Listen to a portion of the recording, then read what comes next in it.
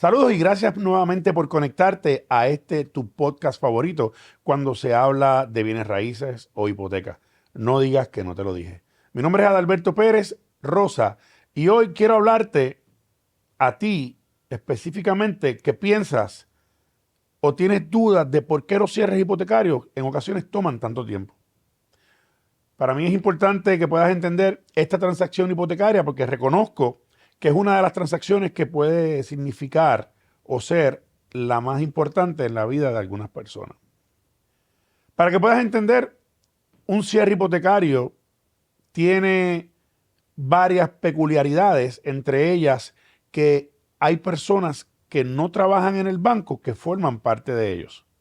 Por ejemplo, la compañía que envía el reporte de crédito, el tasador, que es la persona encargada de darle valor a la propiedad que se va a estar financiando, el ingeniero, que tiene la responsabilidad de ir y medir los puntos de la propiedad para asegurarse que esta propiedad está en buen estado legal para ser transferida al nuevo comprador. También está la compañía de flood o de inundación que emite un certificado para saber si esa propiedad está en un área inundable o no.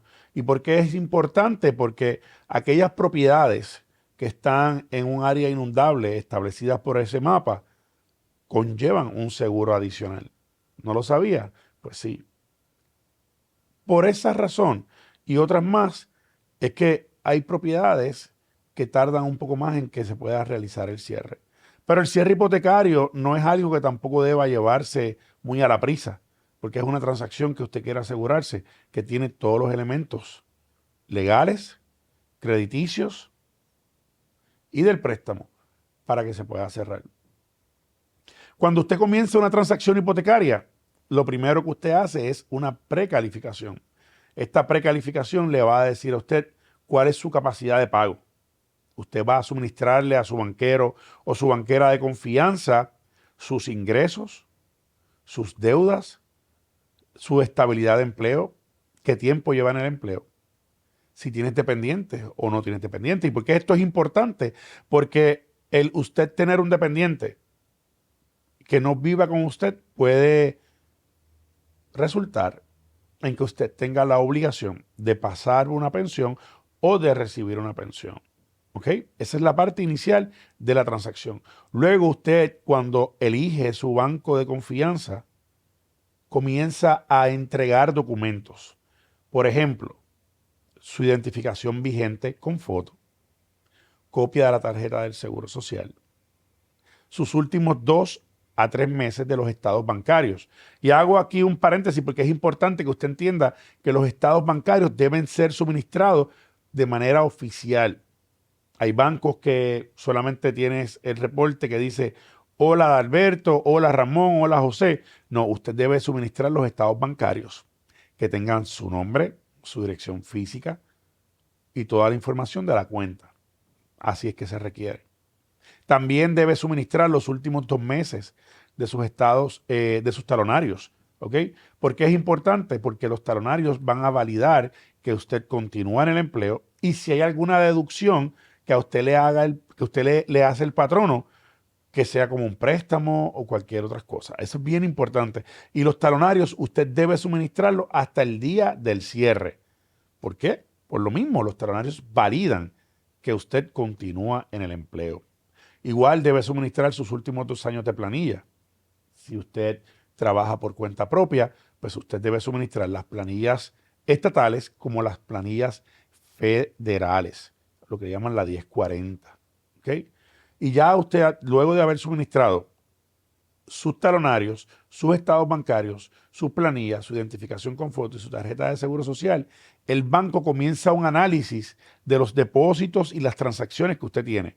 ¿Por qué los estados bancarios son importantes? Porque muchas veces tenemos deudas que no aparecen en el registro del crédito, pero sí son deudas que usted paga todos los meses. Por ejemplo, un auto. Usted tiene un auto que no está a su nombre, pero todos los meses usted hace ese pago a la compañía que tenga ese préstamo. Por ende, esa deuda se toma en consideración. Así que cuando usted hace el análisis o usted va a precalificarse, es importante que le notifique a su banquero o su banquera de confianza que usted, aunque esa deuda no le aparece en el crédito, es una responsabilidad que usted tiene. ¿Ok? Luego que usted suministra todos esos documentos, pasa a un proceso de análisis. La analista o el analista del préstamo comienza a revisar los estados bancarios, comienza a revisar el talonario, las planillas, para poder hacer un análisis correcto de cuáles son sus ingresos y sus deudas. De igual manera, va a analizar el crédito. Y no solamente vemos la puntuación crediticia. Cuando tenemos ese reporte de crédito, hay un historial de cómo usted ha pagado, si usted ha tenido atrasos en el pasado, si ha tenido deudas que se han quedado en pérdida. Todo eso debe explicarse. ¿Ok?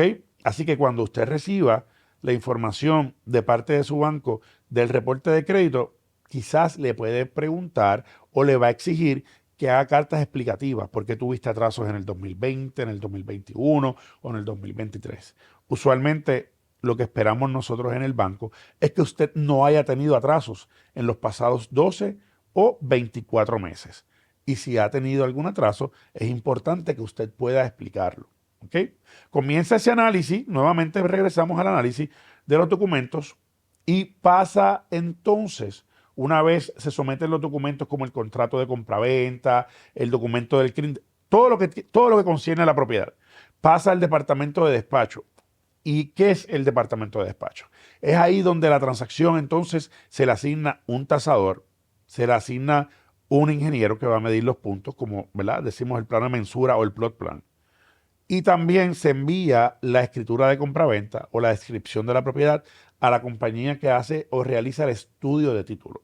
Como bien he dicho en los capítulos anteriores, el estudio de título es la radiografía legal de esa propiedad y que va a decir que Juan le vende a Pedro y que Juan es el dueño de la propiedad y que tiene todo el derecho legal para poderle vender a Pedro. Una vez se despachan esos documentos, el tasador tiene de 1 a 3 días para visitar la propiedad. Hay propiedades que son fáciles de establecer el precio de mercado. Hay otras que son un poco más complejas. ¿Por qué? Porque no son tradicionales, tienen unas mejoras y entonces el tasador tiene que moverse a buscar la data empírica para poder darle un valor a esa propiedad.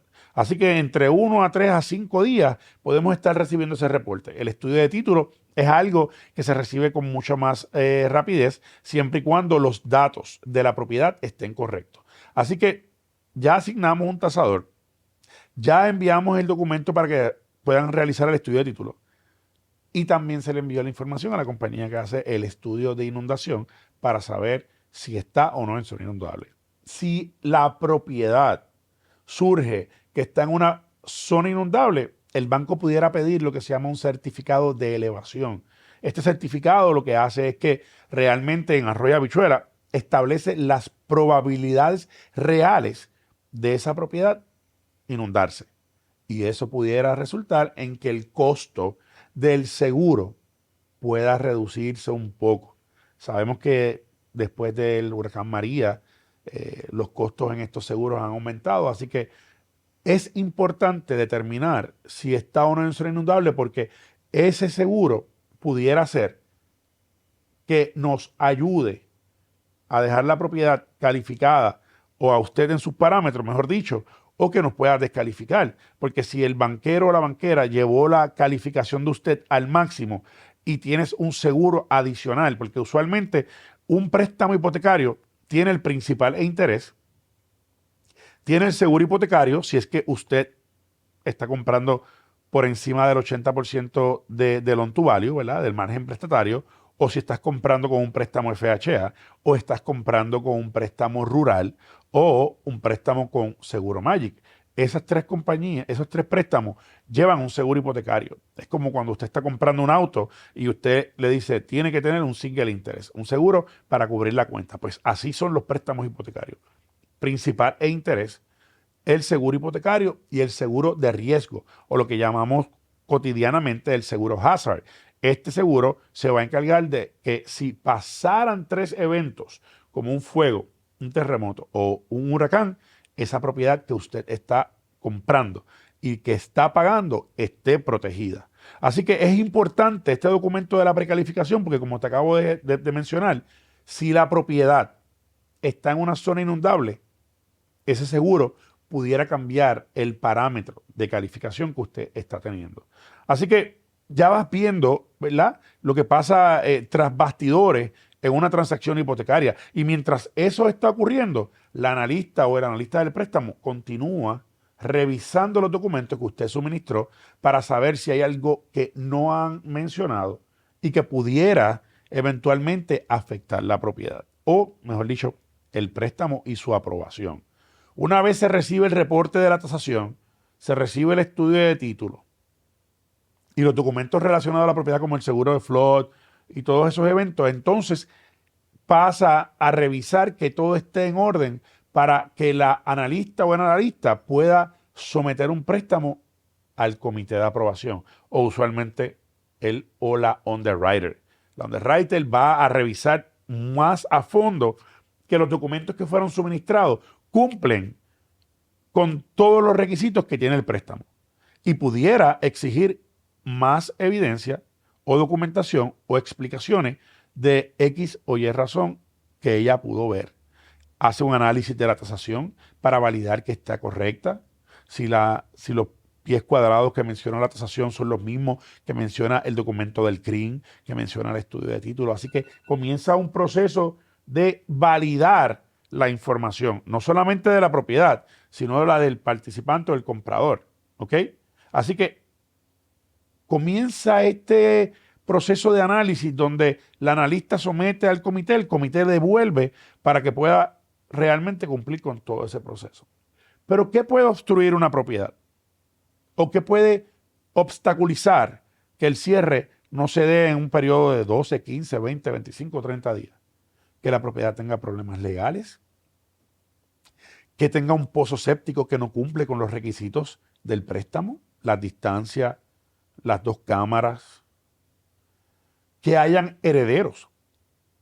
Porque si hay herederos y no se ha completado el proceso de la declaratoria de herederos, el caudal relicto, el visto bueno de Hacienda, son cosas que pueden obstaculizar o detener o atrasar la aprobación del préstamo hipotecario. Y estas son cosas que se supone que se pudieran haber identificado de antemano, pero puede pasar. Así que no es que el banco no quiera cerrar la transacción, es que quizás la propiedad no está lista al momento para ser transferida al nuevo comprador. Otra de las cosas que también obstaculiza es que el precio de venta y el precio de tasación no sean el mismo. Y entonces las partes tienen que entrar en una nueva negociación para llegar a un acuerdo nuevo del precio de venta. Ya sea que usted comprador está dispuesto o dispuesta a pagar por encima de lo que tasó o que la parte vendedora elija ajustar ese precio para que cumpla con las expectativas tanto de usted comprador como de ellos vendedores. Así que el préstamo hipotecario no es que es algo que se sometió y a los 3 días debe estar aprobado. Es un proceso, es un análisis donde usted quiere que el banco haga el mismo de manera responsable, porque cuando usted va a tomar titularidad de esa transacción, no es solamente que está adquiriendo una casa, usted está comprometiéndose para realizar unos pagos mensuales. Así que todo eso es parte de la transacción.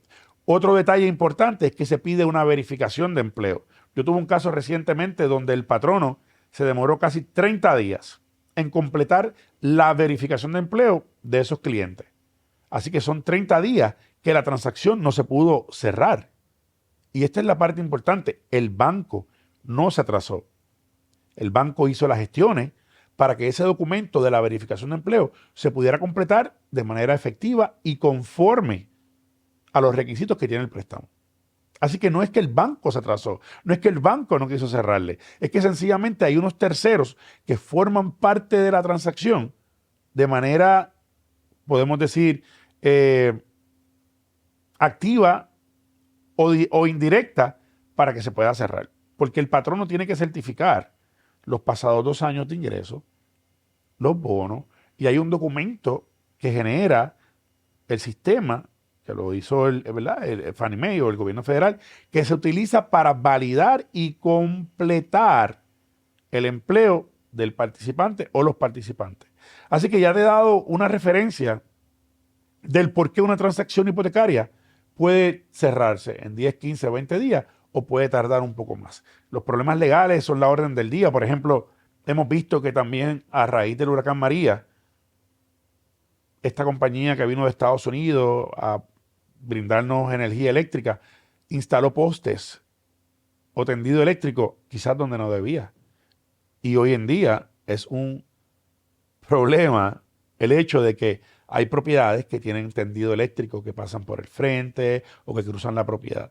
Para eso te invito a que verifiques si tu propiedad realmente tiene esa situación, porque debes consultarlo con tu profesional de los bienes raíces si es que vas a elegir contratar uno, o tan pronto llegue tu transacción al banco, dejarle saber al banquero o a la banquera, porque eso puede impactar el tiempo y la aprobación de tu préstamo hipotecario.